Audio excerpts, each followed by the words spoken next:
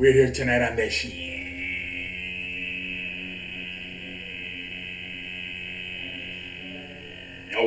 How's everybody doing tonight? Get this puppy started here tonight on a freaking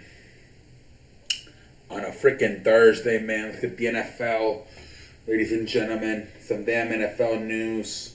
All right, we got kind of a lot, obviously, as we're getting closer to the season. Training camps are now open. Preseason coming up pretty soon. So we got a lot of shit to talk about. The fucking Cardinals end up removing the freaking clause in Kyler Murray's contract that they wanted him to study 4 hours a day after practices. Fucking made him feel like a pendejo, man. Everybody making fun of Kyler Murray, man. So they ended up taking it out, but it's still not a good sign that that guy actually needed that shit put on his contract. I believe the thing is he's also on Face Clan, which is like a video game. It's like a video game professional team that they compete versus other video gamers. And so I think that's what the problem is, that they're worried he's playing too many video games. I guess, I mean, if you're part of that shit, I think you're considered a professional video game player. So maybe that's why they're worried he's too focused on playing video games with the Face Clan guys. I don't know, but Jesus Christ, man. Obviously you're going to make more money. I mean, don't get me wrong. Some of those Face Clans guys have made a lot of money. But Jesus Christ, no, man. You got more chance in football, man. Jesus Christ. So, thankfully, man, they took that shit off, though, but hopefully he puts in the work, man. He got offended. He said, on people questioning my work ethic, I put in I don't even know what that fucking word is, man. I'm not part of the nerd community. Incomprehensibly, incomprehensible, I don't know what that fucking word is, amount of time, blood, sweat, and tears and work into what I do. So he got a little bit offended by that. The Cardinals say, yeah, we thought it was too much of a distraction, people talking about it a lot. So they took it out. All right, whatever. TJ Watt has he has the third highest odds to repeat as Defensive Player of the Year at plus 750. So will TJ Watt repeat as Defensive Player of the Year? We'll see what happens. But they're putting him at plus 750 that he will repeat. All right, whatever. And then fucking the freaking Seahawks ended up re-signing DK Metcalf for 3 years, $72 million. I thought they would maybe consider trading him because, you know, obviously no more Russell Wilson. Chris Carson retired. They committed to him for 3 more years, $2 million. Congratulations to DK Metcalf, man. Jets got linebacker Quan Alexander reunites with former defensive coordinator Robert Salas as they were defensive coordinator with the San Francisco 49ers. Now he will be reunited with him and with the Jets. He was a good player back in the day with the 49ers, man. Quan Alexander, I remember him. Saquon Barkley says, I just want to show the Giants that the guy that they drafted is still here. Obviously has had a bunch of injuries. This guy looked like the next big thing coming out of college, but torn ACL, I believe, broken ankle, has had a bunch of injuries. Man, hopefully he can rebound, man, for the Giants. Carlos Dunlap went to the frickin' Kansas City Chiefs for 1 year, $8 million. So nice pickup there by the fucking Chiefs getting Carlos Dunlap. So yeah, you're still seeing players, like I said, Quan Alexander going to the Jets, Carlos Dunlap going to the frickin' Chiefs. Obviously, Julio Jones going to the Buccaneers. You're still seeing veteran players sign, man. And then we have Antonio Gandy Golden, who was a tight end for the Washington Commanders, has retired. He's going to go back to college. I believe he played like 2 or 3 years in the NFL. But he has told today was Ron Rivera said that he's retiring, going back to college. So Antonio Gandy Golden joining the nerd community once again and going back to college. Jesus Christ, what would you do that? I don't know why would you do that. And then the fucking Buccaneers center Ryan Jensen got hurt in practice today. He had to be carted off the field, man. They're saying it's very serious. It's going to take a few days to determine exactly what the injury is. But they're saying not looking very good for the Buccaneers and the center Ryan Jensen. Oh man, the center is like the fucking quarterback of the offensive line. You do not want him hurt. The good thing is they have about what 6-7 more weeks before the season starts, so they can either he has a chance to recover, and if not, they have time to get a new center and get the chemistry done with the new center with the offensive line and Tom Brady and all that shit. That's not a good sign. That Brian Jansen went down today for the fucking Buccaneers. Let's see more NFL news, and if not, we'll go to the freaking national. Well, we might skip. There's no National Basketball Association news. Let's see here, more news.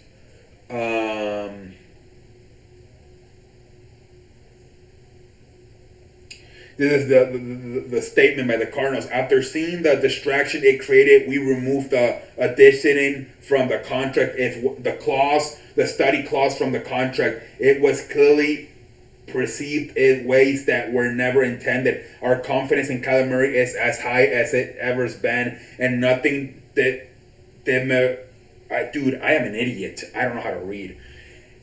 Demonstrates trust our belief in his ability to lead his team more than the commitment reflected on his contract. Man, you're not fooling nobody, man. We know that if you fucking put it there, there's a reason you put it there. Now they're trying to backtrack, saying, "No, man, we know he's committed to us."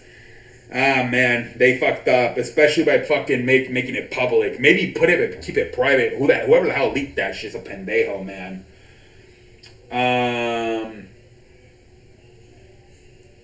Former NFL standouts Jerry Evans and Ty Warren are serving as coaching interims at Saints training camp. Evans went 6 straight Pro Bowls playing guard for the Saints. So the Saints inviting some former players to be assistant coach in the training camp. So we'll see about that.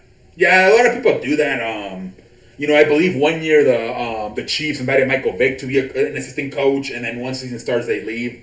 I think it's just to get extra people in there. Because you have like what, close to 100 players in those training camps. Obviously, they break up to like 53 once the season starts. And also, I think you won the it's almost like an internship to see how you would be as a coach, and if you would like to be a coach. I feel a lot of these former players, they do it to see, do I want to be a coach? Would I be a good coach? It's almost like an internship. So I feel that's why it's good for the former players to do that in the training camps. Lamar Jackson says he's hopeful on a new deal with the Baltimore Ravens, but contract talks will have a cutoff. Yeah, he has no agent, so he's negotiating straight up with the Baltimore Ravens. So you got to wonder how that's going to go. Kyler Murray got his money. We'll see if Lamar Jackson gets his money this year or has to wait until next year. This is an interesting story. They said that the girl who does ESPN, Laura, she traveled on her own money so she could co-host Paul Famburn's radio show. That's pretty damn cool. Paul Famburn, it's a college football reporter. But that's cool she did that shit. This is the woman who, when they were talking about Tom Brady and his longevity, and Dan Orlovsky's like, how does he do that? How does he last all these years? And she's like, well, there's a reason you're sitting in this desk and he's over there in the field. So that's who that is. Laura Rutledge, I believe her name is. Let's see here, more stuff. Obviously, now they're saying how will the DK Metcalf contract affect the Deebo Samuel with the 49ers? So we'll see if that affects them at all. I don't know.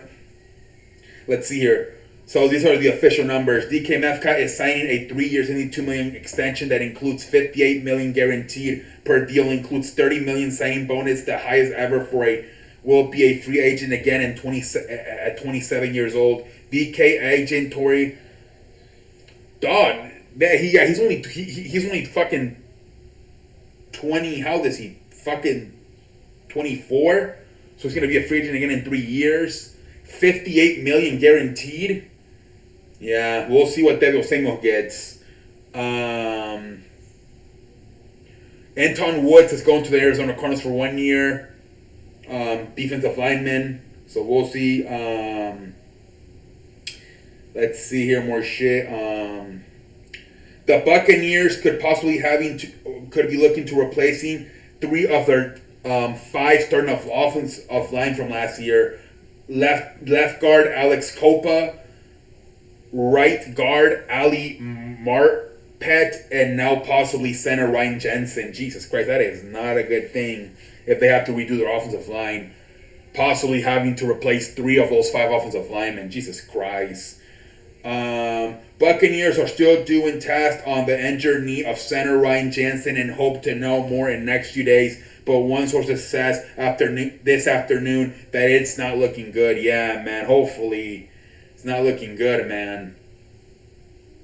Let's see here, more stuff. Brock Osweiler is going to be a commentator for college football. He's been hired. Congratulations to Mr. Brock Osweiler for getting a college football commentating job. Cowboys signed USFL MVP wide receiver / kick returner Vontae Turpin. Currently played in the USFL with the New Jersey Generals. And congratulations to Vontae Turpin for signing with the Dallas Cowboys. Man, you're starting to see some of these USFL players get NFL contracts. That's good to see, man. That's the whole plan too, right? Some of these spring football leagues like the USFL and XFL, eventually some of these players at least get into the NFL. Like I said, Carlos Dunlap going to the Chiefs.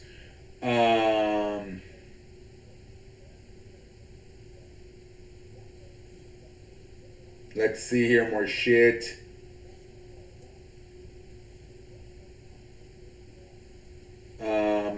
Commanders owner Dan Snyder will testify voluntarily before Congress. I think they're still trying to see if they can take the team away from him, if they can force him to sell the teams. I think that's what that's about.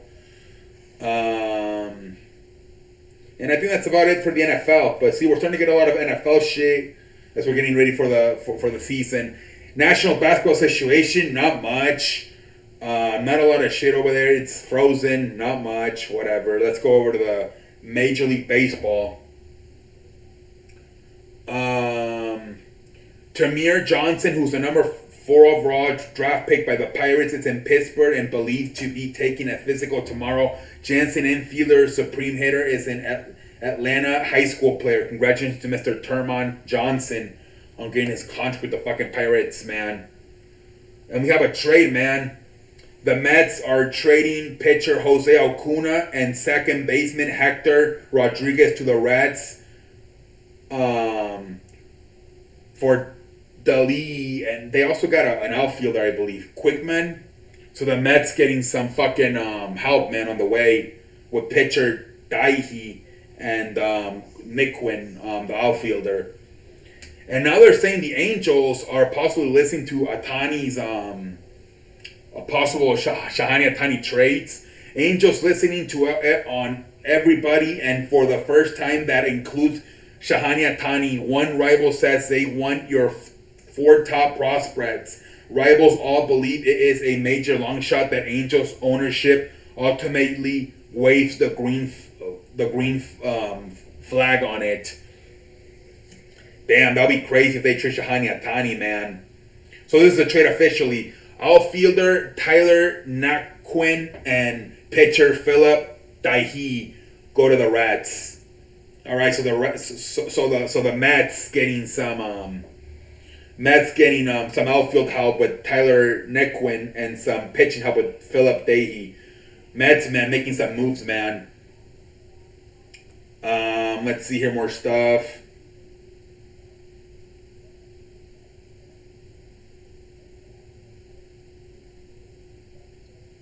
Up to 9 teams could be in the mix for Juan Soto. Sweepstakes, we'll see.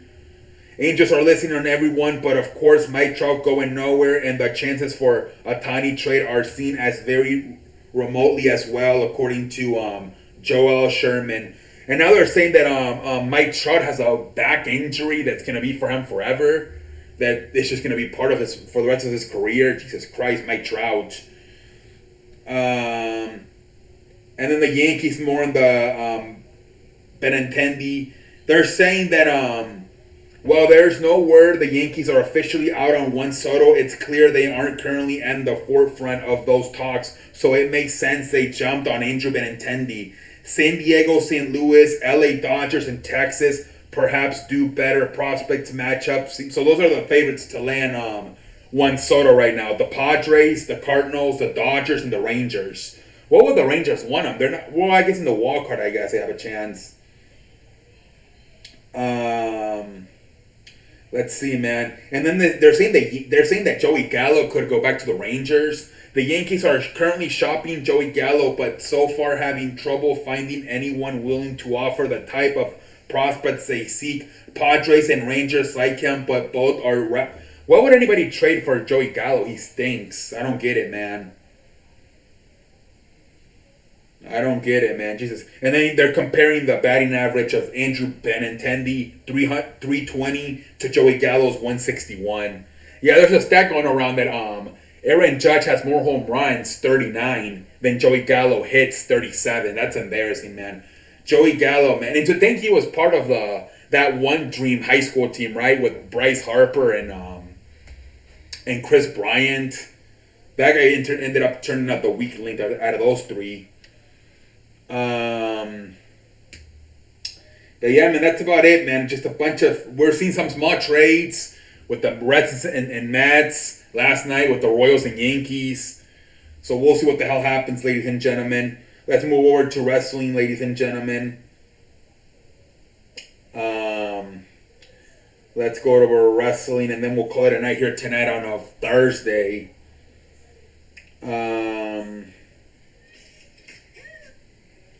Let's see here. What the fuck? I'm clicking the wrong links. So basically, same thing as I said. CM Punk. Yeah, I read that already about the CM Punk. What he said last night about WWE. Same thing, Matt Riddle. That the injury's fake. That they just want something else for Seth Rollins. They're gonna do a mystery opponent for Seth Rollins. More on the McMahon investigation. You know, they're investigating shit still. More investigation.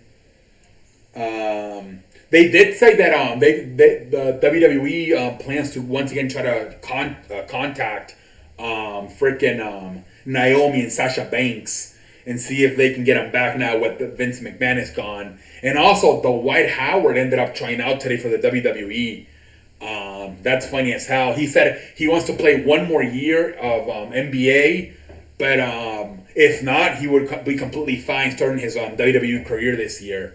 So Dwight Howard ends up trying out for WWE, and WWE said they want to try to reach out to Sasha Banks and Naomi again now that Vince McMahon is not part of the company.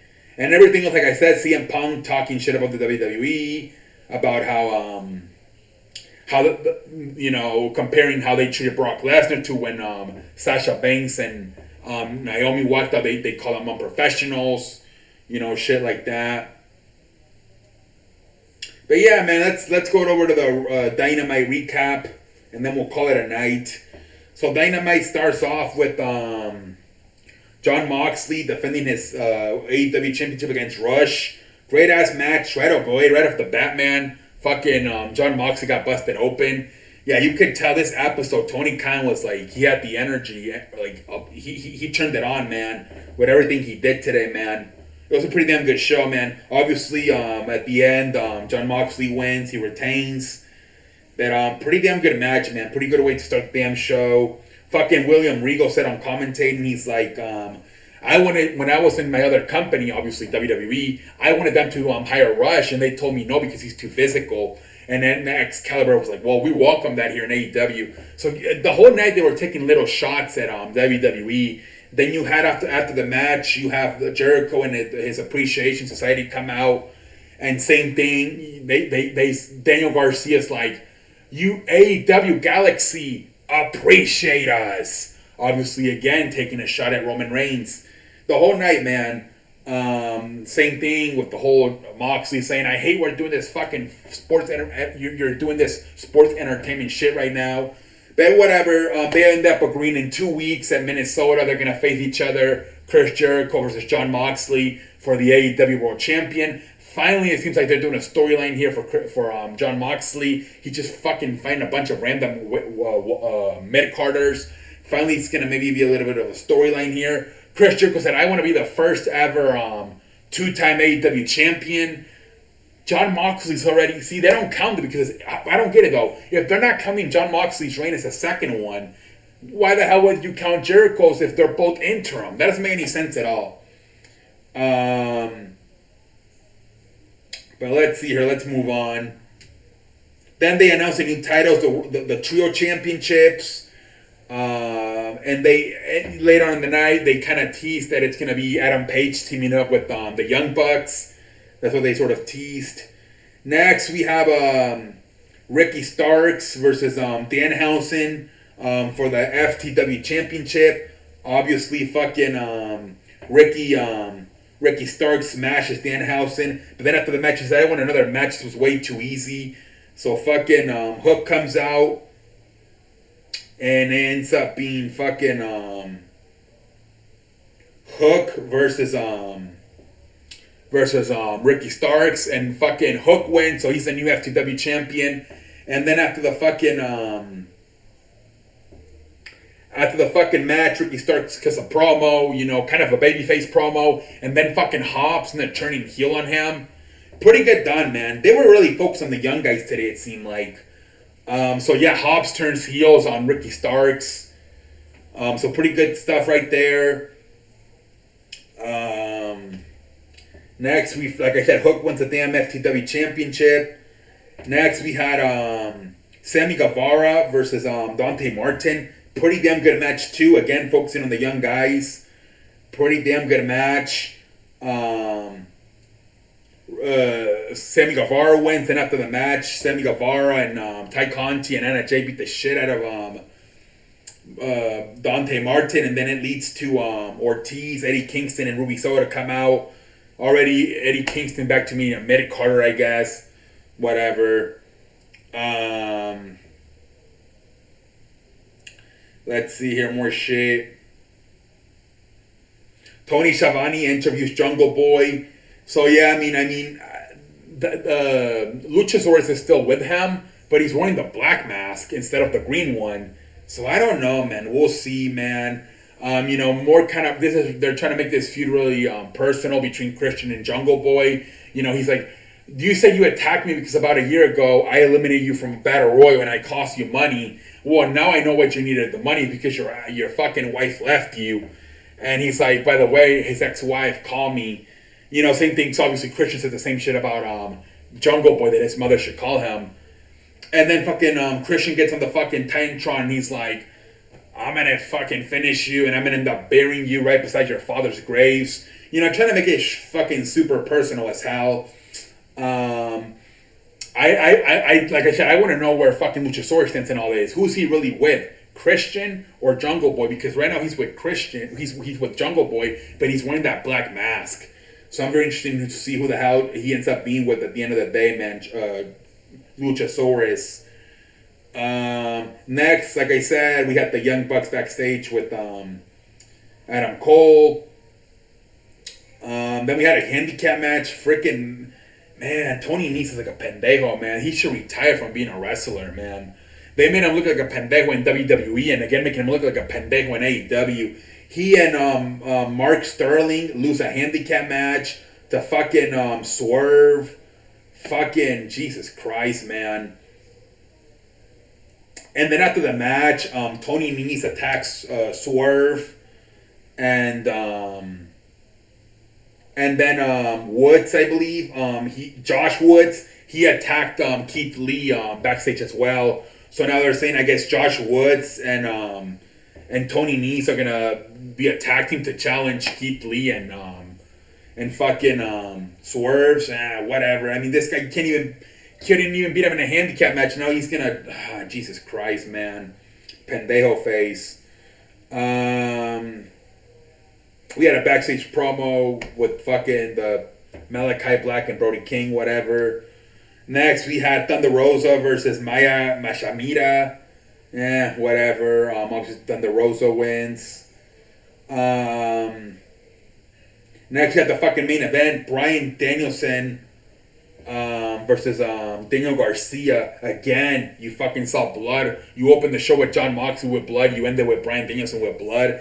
And they were teasing the whole thing with the concussion. A lot of people were falling for it, man. Obviously, I knew it was part of the storyline. No way they would have that guy out there if he was still being bothered by the fucking concussion. But that's what they played off. Obviously he busted him open. Daniel Bryan kept on falling and he was being affected by the concussion. And at the end of the day, man, with the fucking help of Jake Hager, Daniel Garcia ends up winning by submission. Bryan Danielson ends up passing out of the pain, and the referee calls for the bell.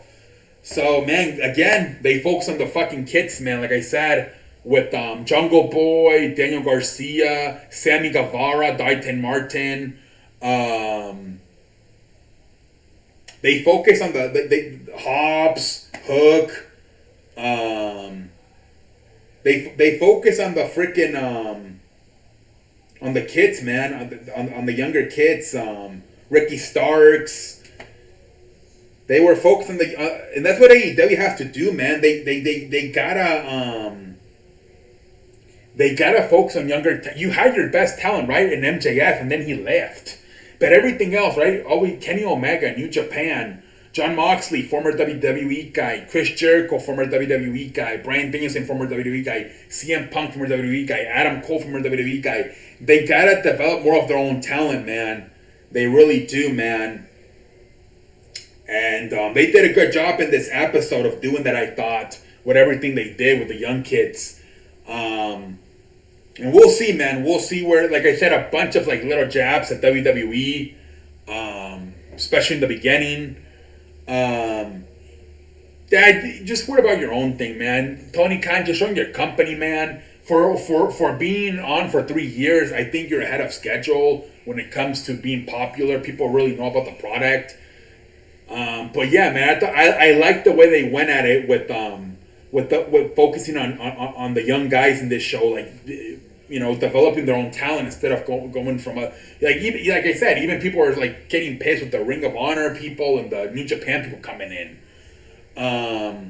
So yeah, man, I like the episode because it was focused on not only AEW wrestlers but original AEW guys, not these former WWE or the Japan guys. I don't mind the Ring of Honor people because I know at the end of the day it's the same damn company, so I don't mind the Ring of Honor guys. But when they bring in the New Japan guys, that's when I get pissed off, because they haven't done a good job of introducing us, the US fans, to these New Japan guys. But anyway, ladies and gentlemen, it was a good show. Until next time, I'm Malik Alight. Thank you.